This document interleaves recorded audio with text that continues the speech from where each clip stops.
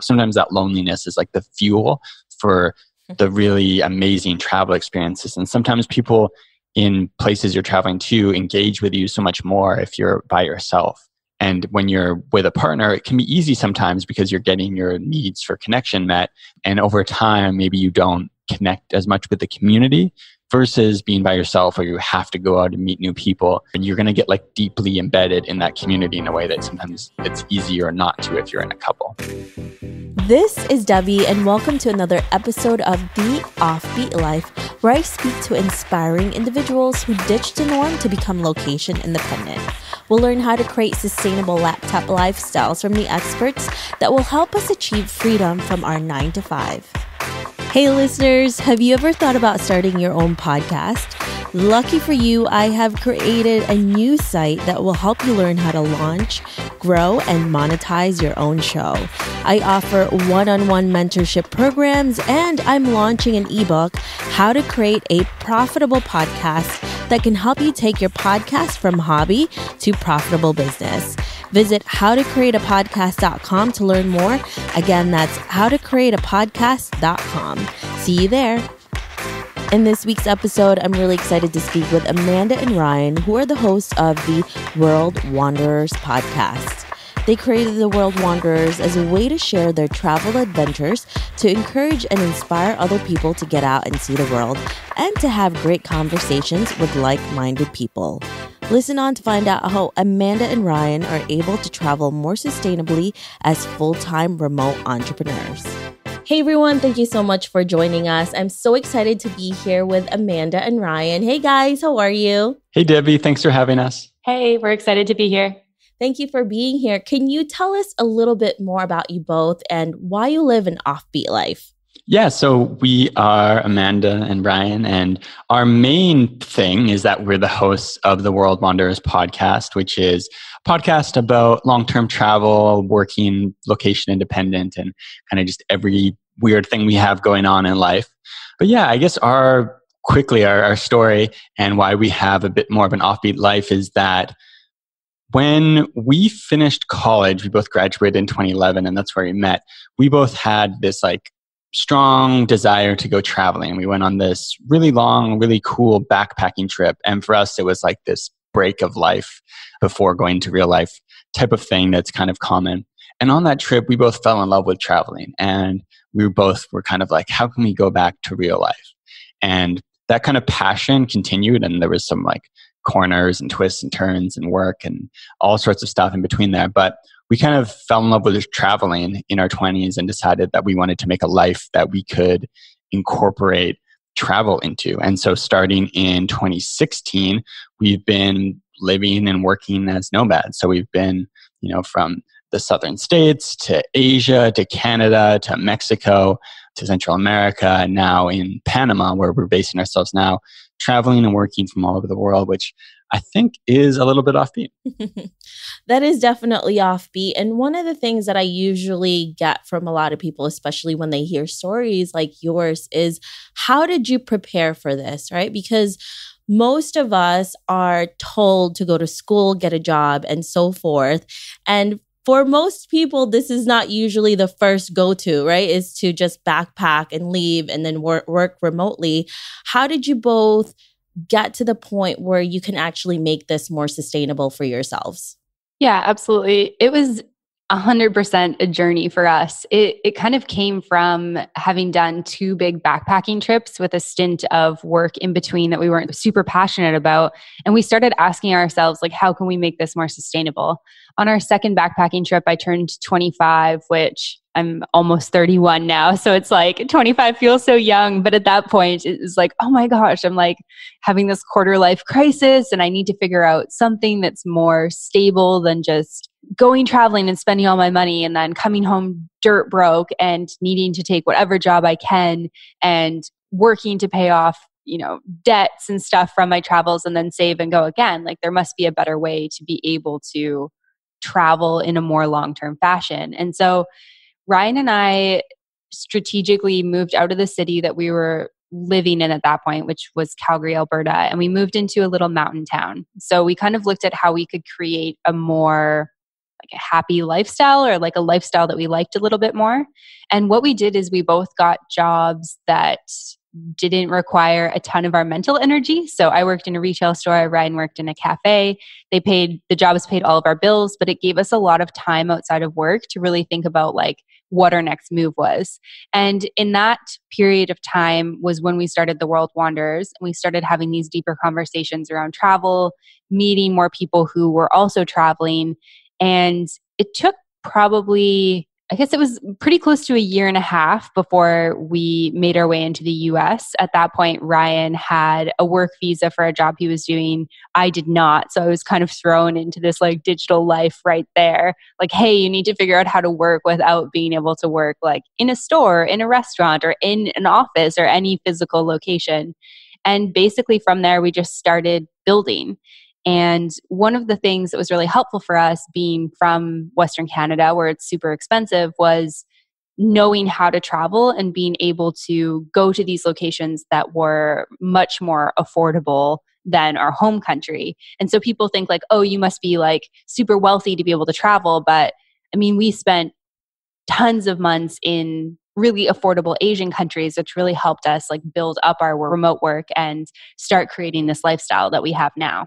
I think that's one of the biggest misconceptions for a lot of people is that they think you need a lot of money to start this lifestyle. Yes, I always feel like you do need a little bit of something, but like you said, Amanda, you can just go to a country that's not Canada or the United States and you'll be pretty well off even with just $1,000 a month or even a little less than that. It goes such a long way.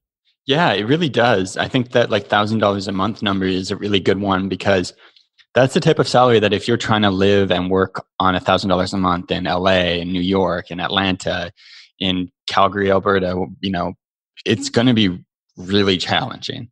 A lot of people listening probably pay more than that for their rent. But if you're making $1,000 a month and you're in Chiang Mai, Thailand, or Mexico City, or other parts of Mexico City, maybe a little bit tougher, but so many places around the world where you can have like a really good quality of life for $1,000 a month. You can go out for dinners, you can, go to movies, you can go on weekend trips, and getting to $1,000 a month is a challenge if you're starting from scratch as like trying to freelance or do something completely new, try to create a job for yourself, but it's definitely doable. So I think that, yeah, definitely is a misconception and definitely one of the big advantages of it. Where would you say is the most digital friendly place and city that you have both moved to that is really great for everything, whether it's Wi-Fi or affordability?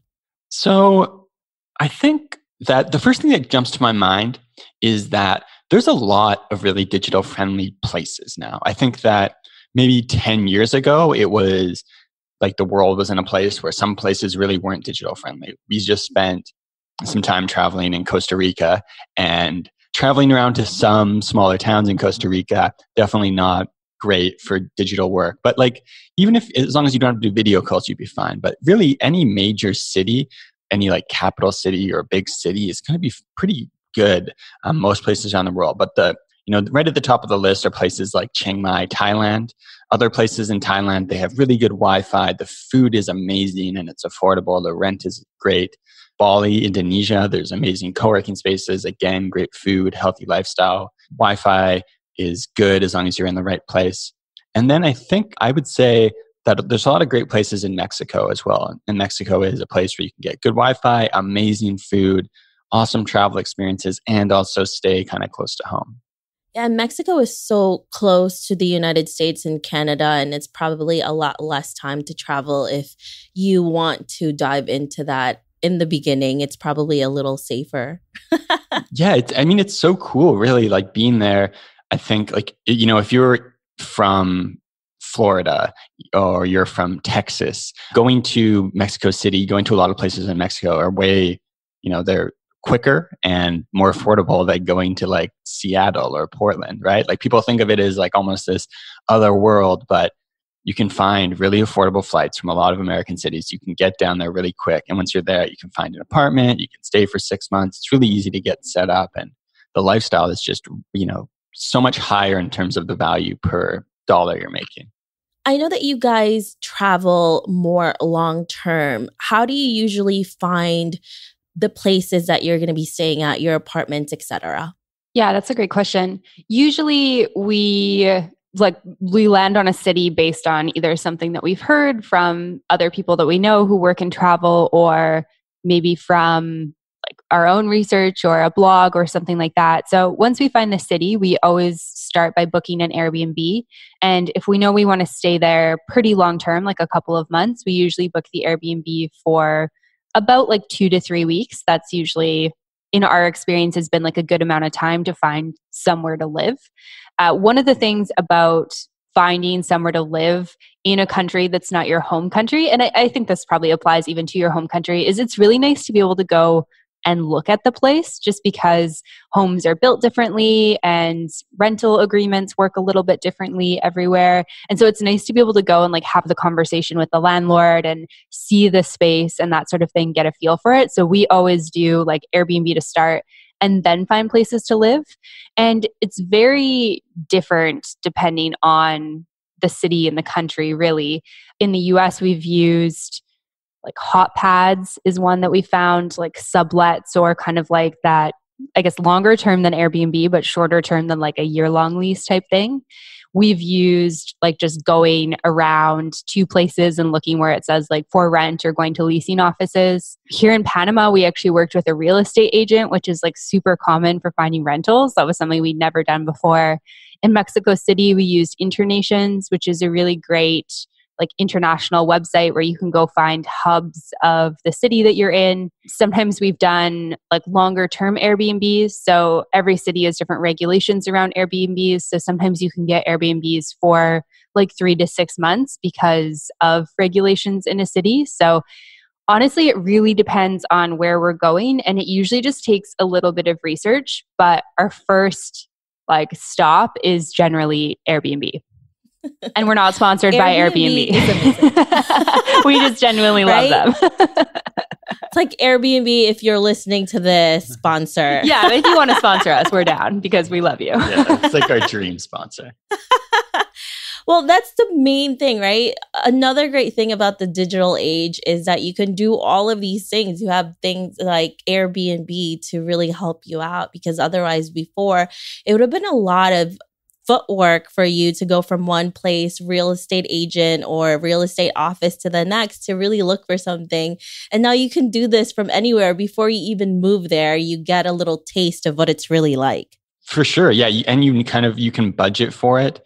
Like, I can't even imagine if you were trying to do something similar, right? And you show up and you need to stay in a hotel somewhere for a couple weeks.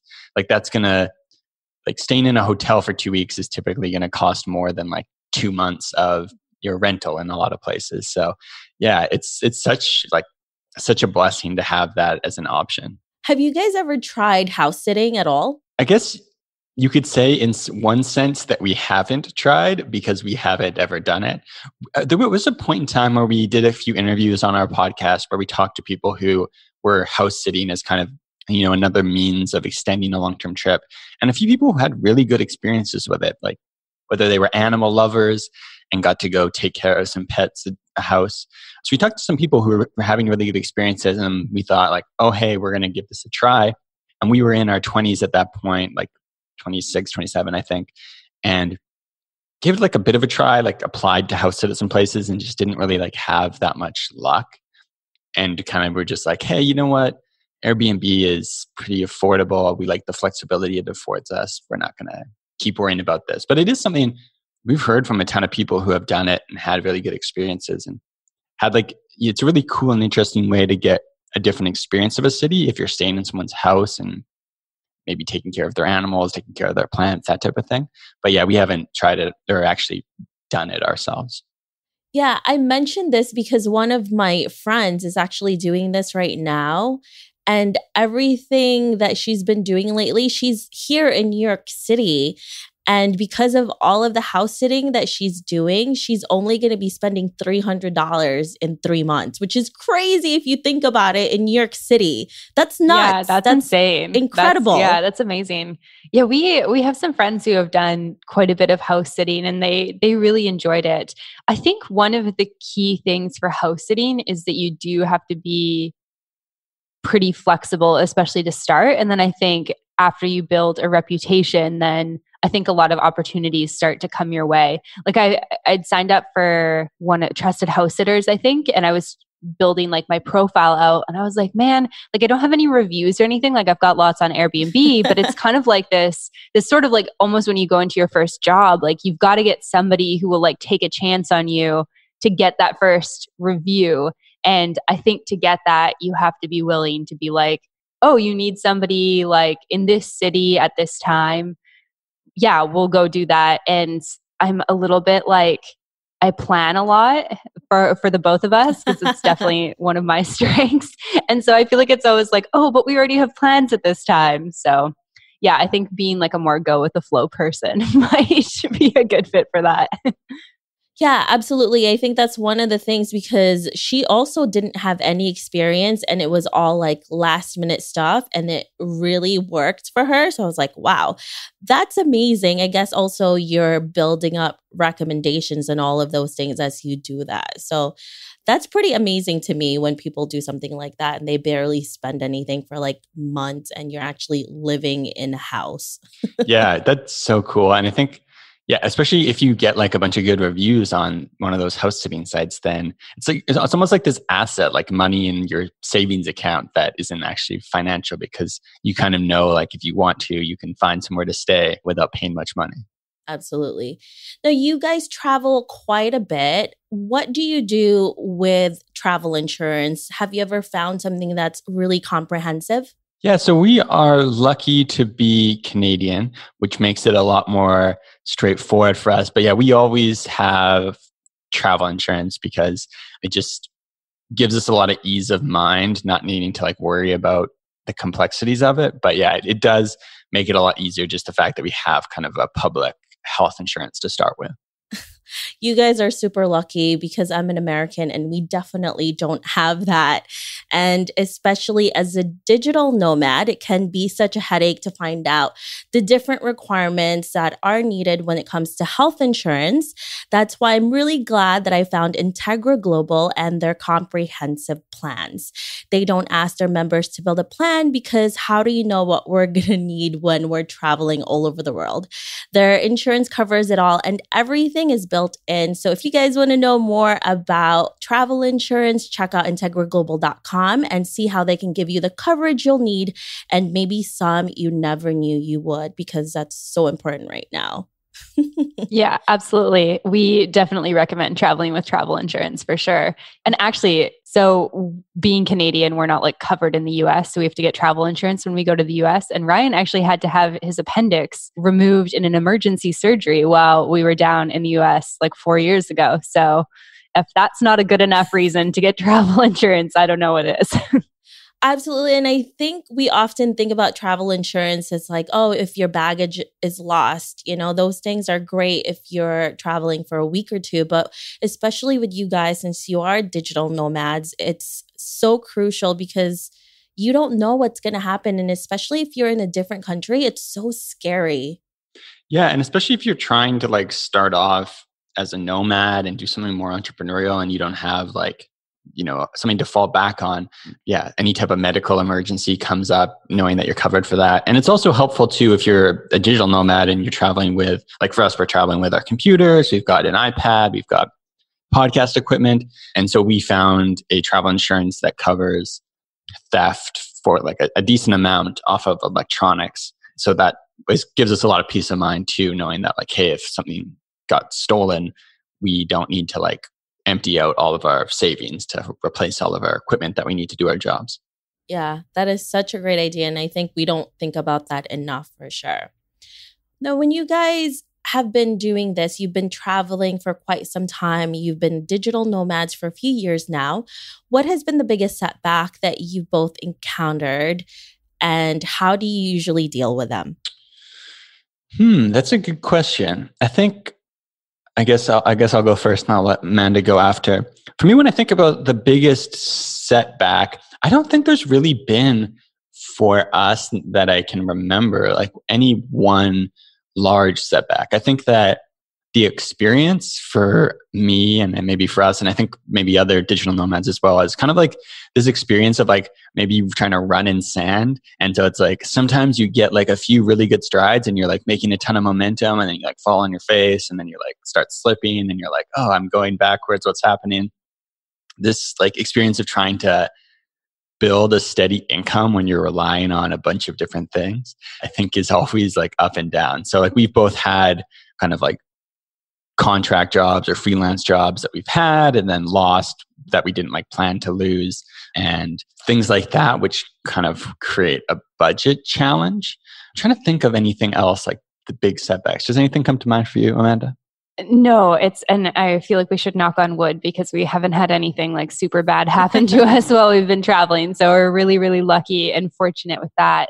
But yeah, I would say like the money thing is definitely a challenge. Like the first time we kind of headed out as digital nomads while we were in Asia, I mean, I was like not making very much money. And so there was this like pull around like, oh, we want to do things. And like, we also kind of need to do things because we run a travel business. But then it's also like, you want to save money. And so it's this like pull between like having great experiences and then also sticking within your budget, which for us was quite low at that point. And then there's also this like learning to balance your work with your travel because it's like, oh, I have to do work to get paid and I can't just spend all my time exploring, which is how I'd always thought of travel before.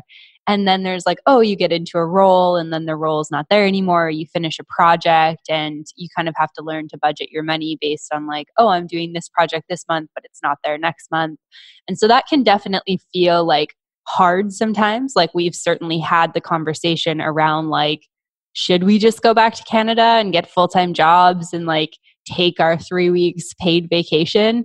And obviously we always come back to this like, no, our lifestyle is awesome and we're really lucky. And if we keep working hard, you know, things will come, which they have. But there definitely has been those moments of like, when you're technically like under the poverty line in Canada and you're like, okay, I need to make more money. Like, how do I do this thing? And I think that that's one of the things that can be really scary about, you know, people heading into this lifestyle. They know they're not happy with their full-time job, but then it's also scary to think about not having that like safety net to fall back on. And for us, that risk has always really been worth it. And the reward and outcome has been really great. But I totally understand when people are like, I'm terrified to make this leap because it is scary. So when you're both faced with that, what do you usually do to motivate yourselves to keep going, especially when it gets really hard? Because I definitely know where you're coming from. And I know if people are listening to this who are freelancers, they also have that up and down. One day you have all this money from all of these freelance jobs, and then the next month there's nothing coming in.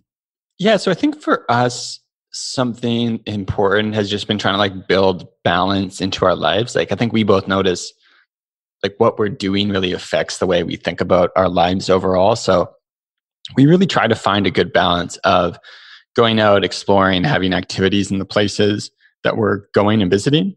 Here, for example, we take Spanish classes that require us to go to a different part of the city every other day, every weekend.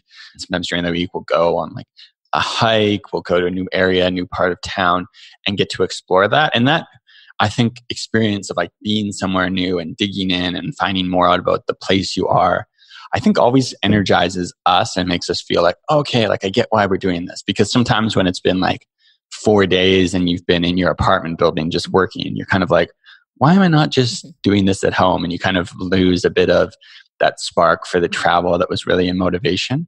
I think for us as well, setting ourselves up for longer term in places has been really helpful so that it's not as much of a struggle of like when you're traveling quicker, usually your expenses are higher and maybe you have a little bit less of a community and you have maybe a little bit less of that work routine built in. And so being in places like we spent 7 months in Mexico City, we're planning on being here in Panama City for quite a while, and being in places over the long term allows you to get your budget down so that when things like that happen, you're like, okay, I'm still going to be fine. And also it allows you to build a bit of a support system so that you're doing better work anyways. And that if something happens, you can like connect with people, if that makes sense. Yeah.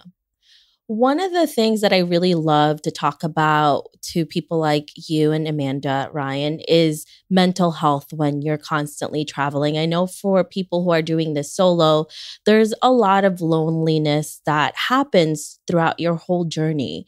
What is it like for you both as a couple? And what kind of things do you go through? Because there's so many things that we see on social media, how it's so great, it's so perfect.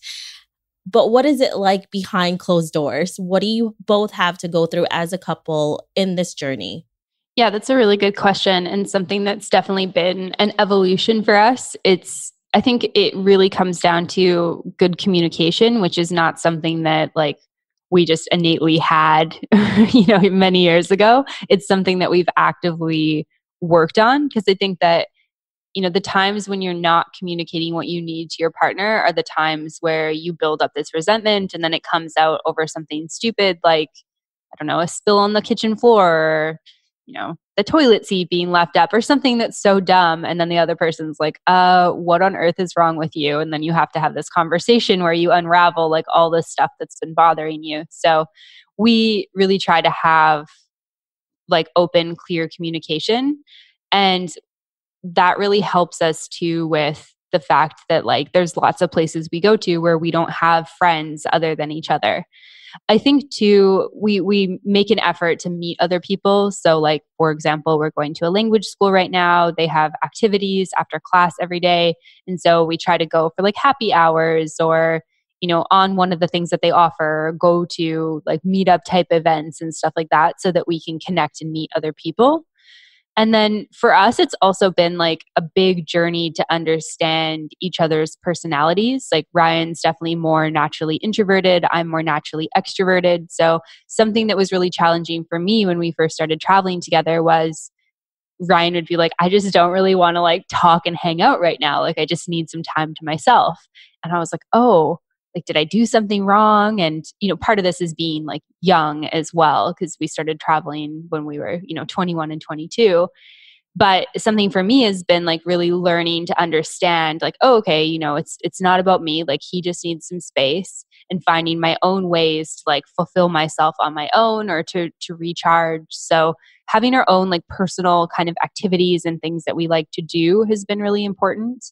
I think the final thing I'll say is like, as a woman, like it's been very important for me in places that we go to not feel like I'm dependent on like Ryan to keep me safe. So we usually spend, when we get to like a new location, we usually like, we'll kind of walk around together. We usually like at night when it's dark out, do things together. But I always try to like go out on my own and just get a feel for what that place is like, because it makes me feel more confident. And then, feeling more confident with myself means that I can bring a better version of myself to our relationship. So those have been kind of the top things for me. Yeah. And I guess if I was adding on, I think really echo what Amanda was saying. I think that it is like, it's really awesome to be able to travel with someone and share experiences together and have that like shoulder to lean on of someone else along the way. I think that it does, like going from kind of a more traditional setting at home where it's like, maybe you have a partner who you see evenings and weekends because you're away in the office all day, to traveling. And like if you're trying to both work remotely and you're doing it from like the same Airbnb, maybe it's like a studio apartment, like that can create some like lots of opportunities for conflict. And I think there's just like a process of like figuring that out too, of like, how do you work? How can you best like create a setup so that you're able to like function in the same small space while all this other stuff is going on, which I feel like over the long term adds value to the relationship. And then I guess the final note I'd add is it's really awesome to be able to travel with someone. And we know a lot of solo travelers who are traveling for a long time, working and traveling, who that's something, that they feel really acutely is like, hey, it can get kind of lonely out on the road by myself. But there is something also, I think, there's like a comfort level that comes from being on, having your partner there while you're traveling, that sometimes takes you away from some of the best travel experiences you can have. Sometimes that loneliness is like the fuel for the really amazing travel experiences. And sometimes people in places you're traveling to engage with you so much more if you're by yourself. And when you're with a partner, it can be easy sometimes because you're getting your needs for connection met, that you can say like, oh, hey, tonight, let's just like hang out and watch something. Let's just go for dinner tonight. And over time, maybe you don't connect as much with the community versus being by yourself, where you have to go out and meet new people to connect and to find out more. And you're going to get like deeply embedded in that community in a way that sometimes it's easier not to if you're in a couple. That's such a great point that you made, Ryan, because it's true. When you're by yourself, people are more drawn to you. They feel like they want to include you in so many more things. Like my fiance and I have been together for 16, 17 years, and I try to do at least 1 month out of the year to travel solo by myself, because first, being with somebody for that long, it's, you can't be with them all the time. And second, you do have a really different connection when you're on your own than when you are with your partner. And those are such great points to make. So if you're all listening to this and you're afraid of doing the solo, it's so true. You get really good connections. I mean, there's definitely loneliness with it and it comes and goes, but there's a lot of positive things from it as well. Yeah, I think that like it's so easy to become kind of interdependent on the other person in the partnership. And then you kind of get accustomed to it, which is natural, but you kind of forget all the things that they bring. Like, when you're together with someone for a long period of time, their strengths you rely on their strengths and they rely on your strengths. And maybe some of your weaknesses get disguised by things that they're good at, which is, one of the great parts about being together. But then maybe we can forget and not appreciate that as much because we always have that person by our side. So it's so helpful for just the relationship. And it's always interesting. We kind of joke, but it's actually true. Like when we walk around together, people don't really interact with us too much. Like obviously you get normal interactions. We'll talk to people, places we're going, that type of thing. But then as like a single female traveler, obviously, you get kind of hit on more when you go out. And as a single male traveler, I noticed that like a lot more people sell me drugs when we're not in a couple. Try to sell him drugs. Yeah, try to sell me drugs. I like more people offer me drugs. He's like, oh, did you get offered drugs walking on the street? And I'm like, no, I just got whistled at. I was like, you got offered drugs? He's like, oh yeah, anything I need. Yeah, it's like all of a sudden it's like coming out of the shadows. They like sniff you like, hey man, you want the marijuana? What you want? It's just out of nowhere. That's when things get real. Yeah, totally. So let's fast forward to 50 years from now, and you're both looking back at your life. What legacy would you like to leave, and what do you want to be remembered for? Oh, that's such a good question and such a hard question because you don't want to say like the wrong thing. Like it's like I don't want to disappoint like 80-year-old Amanda. I think at the bottom of, or I guess at like the heart of everything that I kind of do and believe is like, I never want to look back on my life and feel like I didn't do the things that I want to do and I didn't take the chances that I could have taken.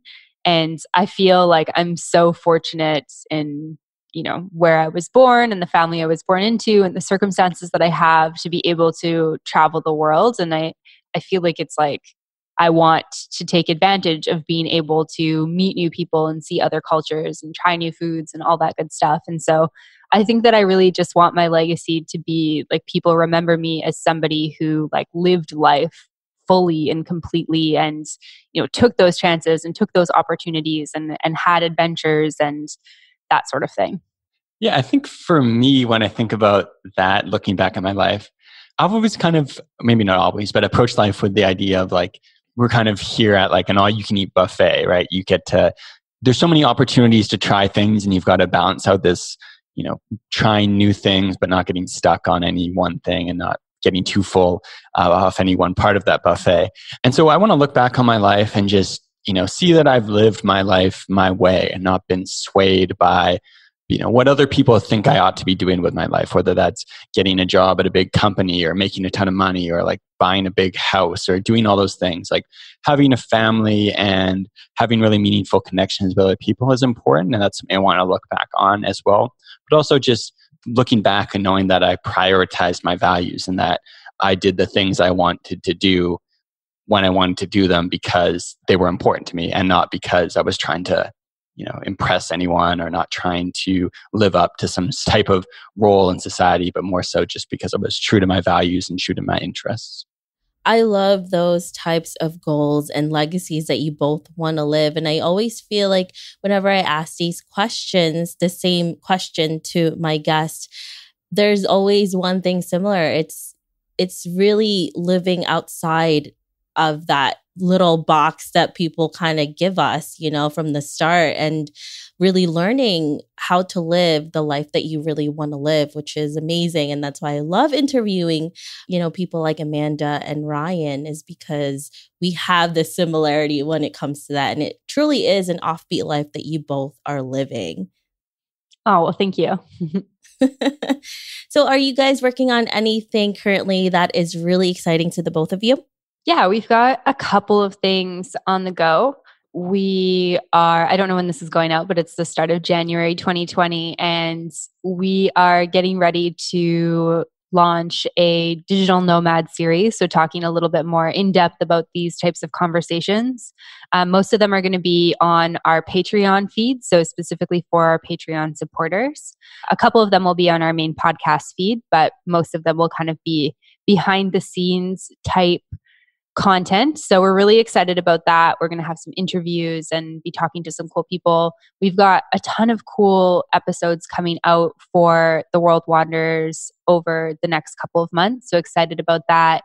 And then kind of separate from the World Wanderers, I also run a yoga business, teaching yoga, and the business side of yoga is something I'm really passionate about. So continuing to work and grow, that is something that I'm really excited about for this year. Yeah, and I would definitely echo what Amanda said around our projects together. But for us personally, we have set ourselves up here in Panama. We just got here a bit over a month ago, and Amanda was back in Canada for the holidays. So I think we're both, and I'm really excited to explore a new country. I think there's something always really challenging about showing up in a city without any friends and trying to make a network and all of that. But it'll be really cool over the next year to kind of go to places all over this country and get to know it better. I think it'll be really exciting. Yeah, that's really exciting. There's so many amazing things that you guys are doing, and I can't wait to hear more about it in the future. If our listeners want to know more about you, where can they find you? They can head on over to theworldwanderers.com, or they can search The World Wanderers on any podcast feed. So Spotify, Stitcher, Apple Podcasts, all the good stuff. Wherever you find your podcast, you should be able to find our podcast. And then we're also on Facebook and Instagram at The World Wanderers Podcast. And we have a private Facebook community for travelers if they want to connect, called Wanderers, a community for travelers. Perfect. Thank you so much for being here and talking to us about your incredible journey. I really appreciate it. Thanks, Debbie. Thank you. I hope you enjoyed this interview with Amanda and Ryan. Make sure to visit theoffbeatlife.com. Again, that's theoffbeatlife.com to get the extended interview where they share how to make long-term travel more sustainable with remote work. Hey listeners, thank you for listening to this episode, and I'm so thankful for your support. I would love to hear your thoughts on this episode and get suggestions on guests, topics we can discuss, and so much more. Feel free to reach out at hello@theoffbeatlife.com and let me know what you'd like to hear. If you like the show, don't forget to give us some love and review on iTunes. Thank you again for being a part of this journey, and I can't wait to hear how your location independent story will unfold.